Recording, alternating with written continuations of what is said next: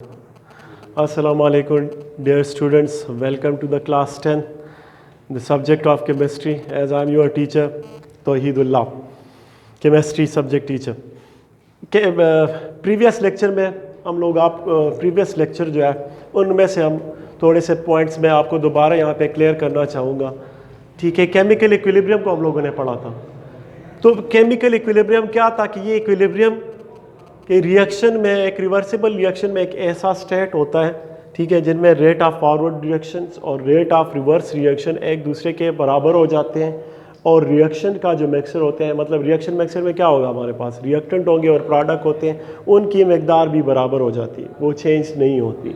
ठीक है, अगर इक्विलिब्रियम इस्टेब्लिश हो गया है 60-40 पे तो वो चेंज नहीं होगा, उसकी कंसंट्रेशन इतनी रहेगी. प्रोडक्ट में ना कमी ज़्यादती आएगी या दूसरे जो रिएक्टेड है उनमें से, ठीक है, उसके जो कंसंट्रेशन है उसमें या कम या ज़्यादा होंगे.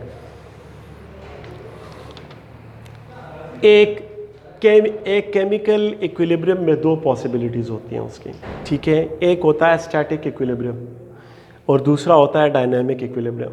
चलें, मैं यहाँ पे स्टैटिक इक्विलिब्रियम की भी थोड़ी सी डिफिनेशन कर देते हैं कि the type of equilibrium in which the reaction ceases to proceed in any direction, कि ये एक ऐसा इक्विलिब्रियम स्टेट है जिनमें से स्टैटिक इक्विलिब्रियम, ठीक है, जिनमें रिएक्शन किसी भी डायरेक्शन में जा नहीं रहा था, वो स्टॉप कर जाते हैं, वहाँ पे सीज टू रुक जाते हैं कम्प्लीटली.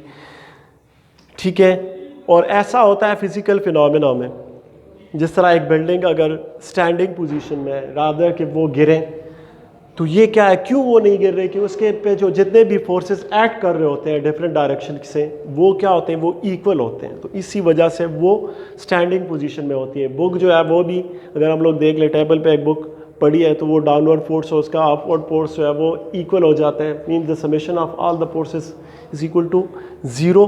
तब वो क्या हो जाता है, वो स्टैंडिंग पोजीशन में रहती है. ये स्टैटिक इक्विलिब्रियम. मेन जो टॉपिक हमारा आज का था dynamic equilibrium. Dynamic equilibrium, when the reaction doesn't stop, only the rate of forward reaction and reverse reaction becomes equal to each other but take place in opposite direction. This is called dynamic equilibrium state. ठीक है, या dynamic equilibrium कहते हैं. तो जब हमारे पास reaction stop नहीं हो रहा, ठीक है, प्रोडक्ट और रिएक्टेंट बन गए हैं, लेकिन उनमें से रेट उनके जो है वो only the rate of forward reaction and reverse reaction becomes equal. Rate उनका एक है, ठीक है, स्पीड ऑफ जो रिएक्शन है फॉरवर्ड डायरेक्शन में उसकी स्पीड और रिवर्स डायरेक्शन में उसकी स्पीड वो बराबर है. जिस तरह दो गाड़ियाँ अगर रोड पे चल रही हैं, ठीक है, अपोजिट डायरेक्शन में चल रही हैं, लेकिन उन दोनों का स्पीड बराबर है. ठीक है, तो ये उनकी जो स्पीड है वो रेट वो बराबर हो जाती है, तो और अपोजिट डायरेक्शन में हो. This is called dynamic equilibrium state. Dynamic का मतलब होता है means the reaction is still continuing, not stop yet. ठीक है, कि रिएक्शन हो रहा है, रिएक्शन क्या हो रहा होता है. इक्विलिब्रियम इस्टेब्लिश होने के बाद भी, इक्विलिब्रियम तो तब इस्टेब्लिश हो जब रेट ऑफ फॉरवर्ड रिएक्शन और रेट ऑफ रिवर्स रिएक्शन हमारे पास बराबर हो गए, तो इक्विलिब्रियम इस्टेब्लिश हो गया. ठीक है, लेकिन इक्विलिब्रियम इस्टेब्लिश होने के बाद भी उनमें इंटरन कन्वर्जन होता है रिएक्टेंट्स का और प्रोडक्ट्स का. Rate of forward reaction, rate of reverse reaction, ये हमारे पास बराबर होगा डायनामिक इक्विलिब्रियम में. या केमिकल इक्विलिब्रियम की जो है वो टाइप है, ये एक स्टेट है उनमें से. तो ग्राफिकल एक्सप्लेनेशन हम लोग इसका इस तरह करें कि कंसिडर अ जनरल रिएक्शन. एक जनरल रिएक्शन लें फर्स्ट कंडीशन में कि हमारे पास एक इनिशियल एक ऐसा रिएक्शन लेते हैं जिसमें ए और बी जो है वो सी और डी प्रोडक्ट में कन्वर्ट हो रहे हैं. ठीक है, ये रिएक्शन एक general, A and B react to form C and D product. Initially क्या होगा कि ए बी की कंसंट्रेशन क्या होगी, वो सेम रहेगी, और सी डी की कंसंट्रेशन वो 0 होगी. इनिशियल मैंने अगर रिएक्शन करवाया नहीं है, मैंने 100 मॉलिक्यूल इसके लिए, ए के 100 मॉलिक्यूल मेरे पास बी के, ये रिएक्टेंट है, पहले मैंने इसका रिएक्शन करवाया नहीं है, तो ये 100 ही रहेंगे ना, 100/100 रहेंगे. ये तो नहीं है कि वो कम पड़ रहे. जैसे मैं रिएक्शन शुरू करवाऊँगा, स्टार्ट करवाऊँगा, प्रोसीड होगा, ठीक है, तो हमारे पास क्या होगा कि ए और बी की कंसंट्रेशन जो है वो आहिस्ता आहिस्ता कम होने, ग्रेजुअली डिक्रीज़ करना स्टार्ट कर देंगी, और सी और डी की जो कंसंट्रेशन है वो ग्रेजुअली क्या कर जाएगी, इंक्रीज़ करना स्टार्ट कर देगी।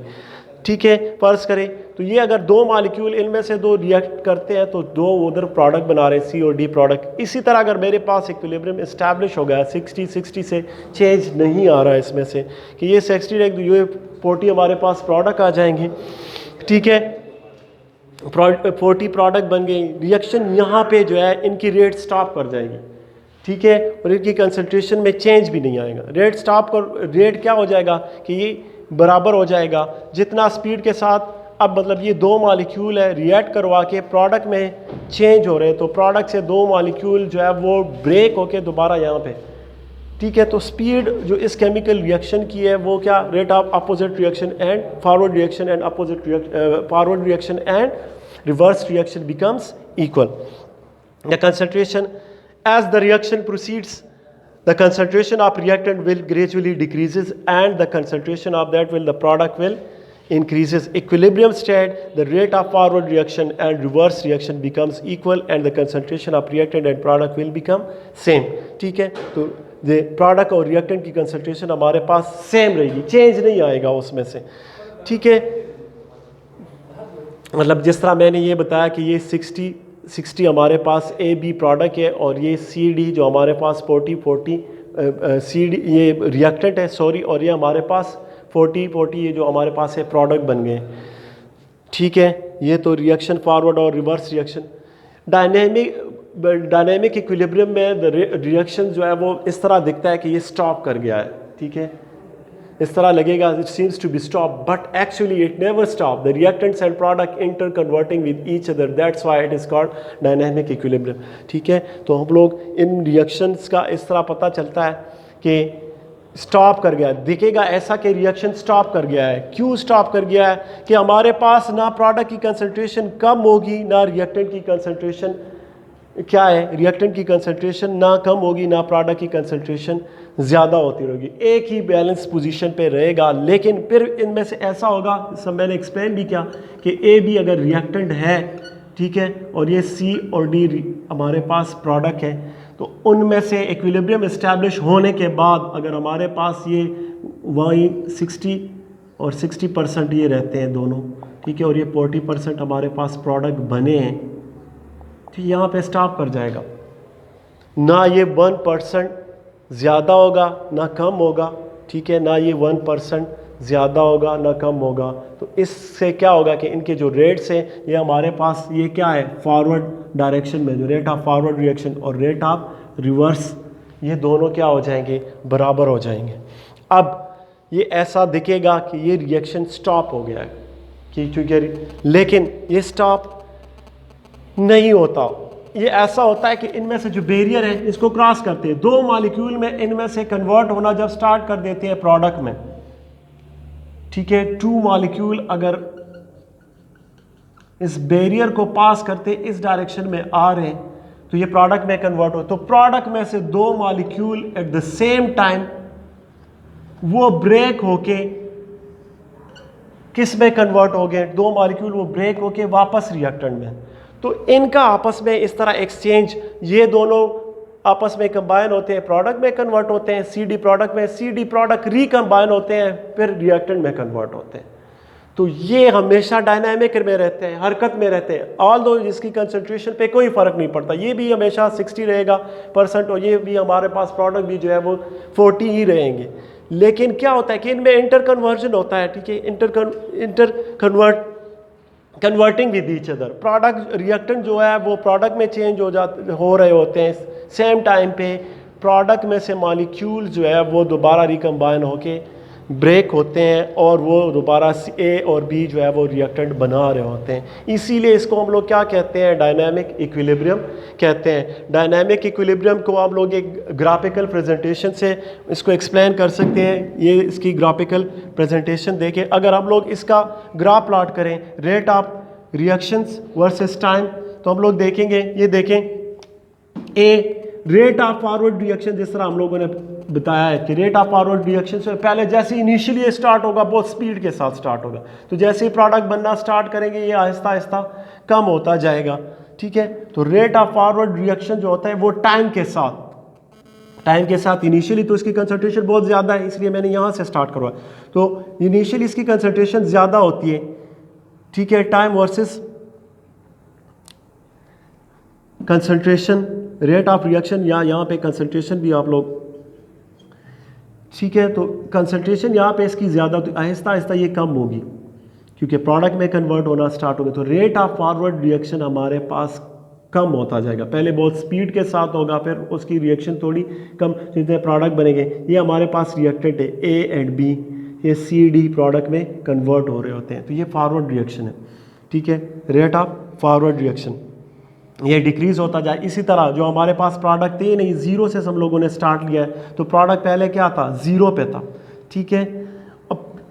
अब प्रोडक्ट बनना स्टार्ट कर देंगे, 0 से 1 पे, 2 पे, 3 पे, 4 पे, तो रेट ऑफ जो रिवर्स रिएक्शन है वो हमारे पास पहले क्या इंक्रीज हो जाता है, पहले ये बनेंगे, बनना स्टार्ट करवा देंगे, ठीक है।